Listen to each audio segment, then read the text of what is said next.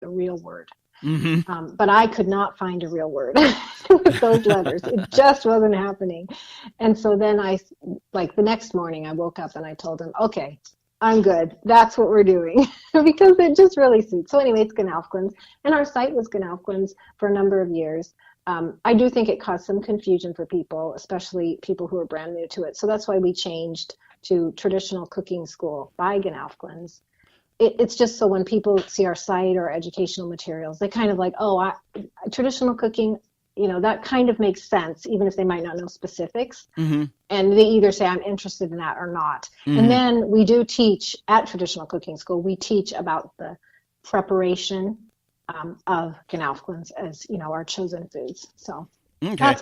that's the story, Mike. Oh, okay. Okay. Once again, slowly, it is God's natural, organic, whole foods grown locally In season. in season. Okay. Got it. Okay. I'm just writing that down. So it's God's natural, organic, whole foods grown locally in season. That's right. Got it. Okay. Now I've got the picture right here. So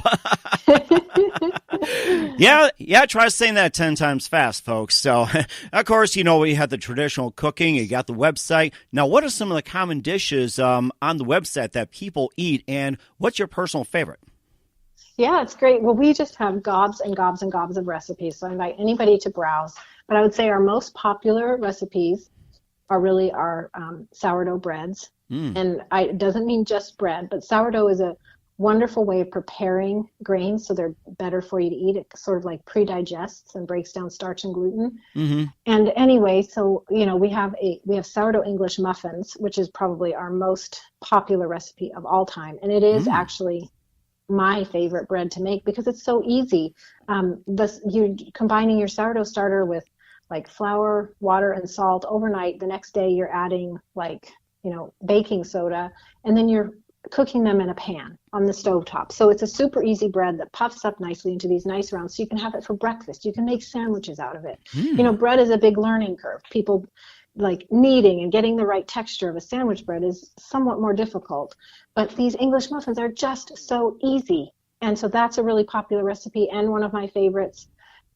We have a lot of, if anybody's into Instant Pot, pressure cooking is actually a very healthy way to prepare food. And so we have this modern gadget that makes it easier for us to use the old-fashioned method of pressure cooking. We have tons of Instant Pot recipes, from a cranberry sauce and blueberry jam, to cheesecakes. And my personal favorite is our cheesecake. Oh, you're making me hungry. You're making me hungry. I know. Along with the English muffins, but I have to have bacon and egg with it. Of course, Well, you can do bacon and egg. Uh-huh. Yeah. Of course, I have to have the natural eggs coming from the farm, organic. That's but right. But bacon, it's just like, I guess that's kind of debatable. It's just like, where do you get that naturally, besides a meat market?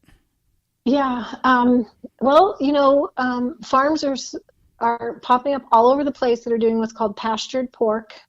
So, they're using non-genetically modified feed, and the porks can scrounge and eat the nuts and stuff like that. And so ideally you're looking for somebody locally. In fact, you know what, I need to catch you up on us, Mike, because you said I'm from Oregon, but we have relocated to Idaho. Oh, you did? Okay. Yep. Okay. All right. Well, I was No told that, problem. but it's like, Pacific Northwest, so we'll just stay in that territory. So Yeah, it's close. We're very close to the Oregon border, actually. Okay. But anyway, we just relocated here, and we found a fantastic farm. And we go there. They have local drop-offs Wednesday, Friday, or Saturday. So you pick your day. And so we go there once a week, and we can get raw milk from them. We can get eggs, like you were talking about, from healthy pasture chickens that don't eat any genetically modified feed. And they also raise pigs. So we actually just brought home 2 pigs. We have a big freezer and a large family, and we love our meat. So there's farms where we got 2 whole ones, and we're splitting with our daughter's family, but you can go in on like a quarter of a pig, and then you can have, bacon, and it's amazing bacon. I just used it last night in our dinner and our stew. that's ideally what you want to do, is find a local farm. And I'm going to tell you, it is cheap that way too. I know prices vary where you are in the country, but this farm is cheap. So this is cheaper and better quality than anything. It's better quality than we could buy in the store, and it's cheaper. So it's just like a win-win. And like I said, more and more little farms are doing these kind of things. So ask around. Hopefully you can find somebody nearby who's doing it, and you'll just be so happy with the quality, the taste. It's amazing. It does sound amazing, too. And, of course, I was going to ask you, too, like your typical meal in America is hamburger and fries. Of course, what would you, have as a specific hamburger, specific fries, potatoes, or bread or lettuce? Yeah. And, what would be the ideal combination in yours? You can enjoy hamburger and fries, but not from McDonald's, Burger King, Wendy's, or Hardee's. It's like, what would you make, like, specifically? Well, this is how we do it. I would do those English muffins I was just talking about, because you toast them and they make a great hamburger bun.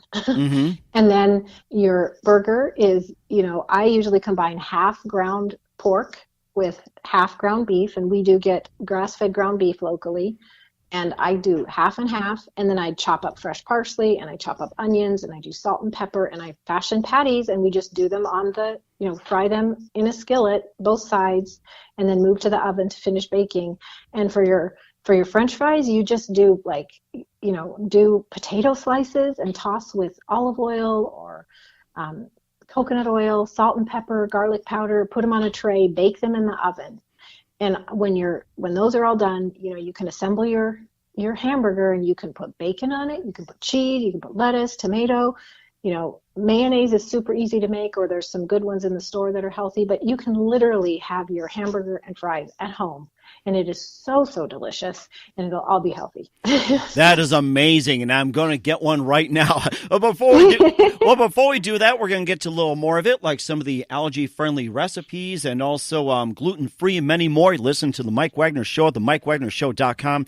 Powered by Sonic Web Studios. Visit online at sonicwebstudios.com for all your needs. Looking for a professional website without breaking a budget? Sonic Web Studios is the answer. Sonic Web Studios offers fast, affordable custom web designs that blow the competition away. Call today at 1-800-303-3960. That's 1-800-303-3960. Or email to support@sonicwebstudios.com. Mention the Mike Wagner Show and get 10% off your first order. Sonic Web Studios. Take your image to the next level. Also, The Mike Wagner Show can be heard on themikewagnershow.com. Also on Facebook at facebook.com/The Mike Wagner Show. You can also listen to other episodes. You can like, share, invite other people. You can also download and listen on SoundCloud, Spreaker, Spotify, iHeartRadio, and you can watch the interview on YouTube as well. We're here with Wardee Harmon, the author of Traditional Cooking School, and also Ganoflins, which is God's Natural Organic Whole Foods Grown Locally in Season. That's a very unique group that's been going on since 2010. And we're also going to be going over some recipes and also talk more about the Traditional Cooking School and how to get in. And I see some allergy-friendly recipes, and maybe we can just pick one here. And how would you do a 30-minute sausage and sweet potato breakfast hash for those listening on the other side of the Atlantic? Sure. Just talk through the recipe? Yeah, I can do a little bit. It's like, what allergies you could also avoid or knock out and everything. So it's like, those are some examples, like allergy-free, gluten-free. Maybe you can just pick a couple recipes and tell about it. All right. Well, this particular recipe that you picked out is one of our recent ones, and it can be found at traditionalcookingschool.com. So it's our 30-minute sausage and sweet potato breakfast hash. We were talking about diets earlier, and this one actually is paleo in addition to being traditional food. Mm-hmm. Or if anybody is Whole30, which is a like a 30-day kind of reset, clean up your diet plan. Mm-hmm. Anyway, this is absolutely delicious because you are in a skillet, and we love cast iron skillets. You're browning you're browning your meat of choice, so it could be chicken, pork, beef, sausage, whatever it is. And you season it with Italian season if it's not already seasoned. Like, sausage comes pre-seasoned, but if you're using a ground meat that's not seasoned, you add some Italian seasoning. You take the meat out. You're going to add butter or ghee into the cast iron skillet, and then you need potatoes, sweet potatoes. They're all diced up. You season them, you stir them, and you cook till that's tender. You add bell peppers, and when the sweet potatoes and the peppers are done, you're putting the meat back in. and then you toss in some kale, and it'll just kind of wilt, and it'll give that great green color. And you just, season to taste, and then you have this one dish. It's dairy-free, it's grain-free, it's super, super delicious, and it has your dark greens. Anyway, it's just really wonderful, just like a one-dish meal hash. It's really good. It sounds amazing, too. And for those who are on the run, you also got a keto cinnamon baked donuts, which are grain-free. And THMS, I can't see what it is. You also got some that have a dairy-free option, like a real food gingerbread cookie chunk ice cream. And, of course, you got detoxifying herbal gelatin gummies. I'm like, oh, my gosh. I mean, this is just delicious. And, just pick one of them and I just tell about it. Yeah. Sure. Well, I'll just explain, because you wondered what THMS was. Well, there's another diet out there called Trim Healthy Mama. And we combine Trim Healthy Mama with traditional foods, and it's an absolutely wonderful weight loss plan. Mm-hmm. And so we do have Trim Healthy Mama recipes as well. But so if you just talk about the herbal gummies, they have herbs in them, and they can help you detox. Because one of the things that happens as you're healing or changing your body, your diet, is that you need to detox toxins and whatever. They build up in your body, and we have the tools in our bodies to flush them out. But sometimes when we're in a state of poor health, we don't do that efficiently. So that's where special herbs come in. And these herbal gummies, they're actually delicious. You just eat them. They will help you to detoxify. So in the recipe we have there, it's stinging nettle, red raspberry leaf, and red hibiscus. They contain vitamins and minerals that support the liver and kidneys. They help the bowels function well. They support your immune system. And we also have berries in there, and lemon juice, and grass-fed gelatin. So it's just a powerhouse of nutrition that will support detox. And they're delicious. So anyway, it's super easy. You're blending it together with gelatin that's melted, and you just let them set up. That is amazing too. And of course, if anybody wondering what's for dinner tonight, maybe just a few suggestions as well too. What are some of the common ones, and what are some of your personal favorites for dinner if anybody's looking for dinner? Yep. Well, how can I say this instead? The Super Bowl is coming up. Mm-hmm. And we actually have, and if you love your Instant Pot and you love the Super Bowl, we've got 52 recipes that use real foods, whole foods that you can serve on Super Bowl Sunday. So that's really great. But what would be really great, we were talking about the hamburger earlier. If, instead of the oven fries, we have a great recipe for oven roasted baby potatoes that would be great with your hamburger. If you're doing keto, we actually have some keto dinner rolls. So instead of bread, if you're watching your carbs, we have some keto dinner rolls, and you can make those and do hamburger on that, which we've done many times. Other ideas for dinner recently, we have a 30-minute Instant Pot green lentil chili that's delicious, and that really is 30 minutes. So people that are pressed for time, that would be great. Mm-hmm. We have, what else? We have a homemade sourdough Mediterranean pizza. That is amazing. My daughter makes that. Really good. Keto BLT lettuce wraps. Those are easy. Oh, my gosh. You're using lettuce, as your sandwich wrap, and you're filling it with bacon, lettuce, tomatoes. So yummy. Mm-hmm. I could go on and on, but we just have a ton of ideas for you. It sounds like it too. And of course, you can also burn your carbs and especially when your favorite team scores, you yell, touchdown! That's right. I can imagine that too. And not only you also do foods and also dinners and desserts and everything that's gluten-free and everything else. You also have some household and health as well too, like essential oil. You got baby bottom balm, and you also got some coconut oil, and maybe you can just pick a couple as well too, like especially for like household, personal care, or cleaning. Sure. Yeah. The idea here is it's not just food, but our whole lifestyle should be healing when we have issues like eczema and allergies and whatever.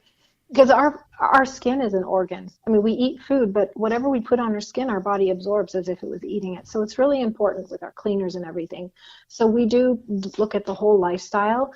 And with our daughter recently having a baby, just having a baby around, you just really think like we did. What is around? We want them to be as healthy as possible. So our daughter has actually raised is raising her son with a very clean, non-toxic lifestyle. And so one of those things that she came up with is a homemade bottom balm. You can buy them. They're herbal and they're great, but they're super expensive. So she makes it, and we actually use it as a salve for just, scrapes and stuff, because it's just really good. Everybody has a crock pot, right? So you put your olive oil in a crock pot and you put your dried herbs in there, and they're healing herbs. It could be calendula. Calendula flowers is like one of the best ones.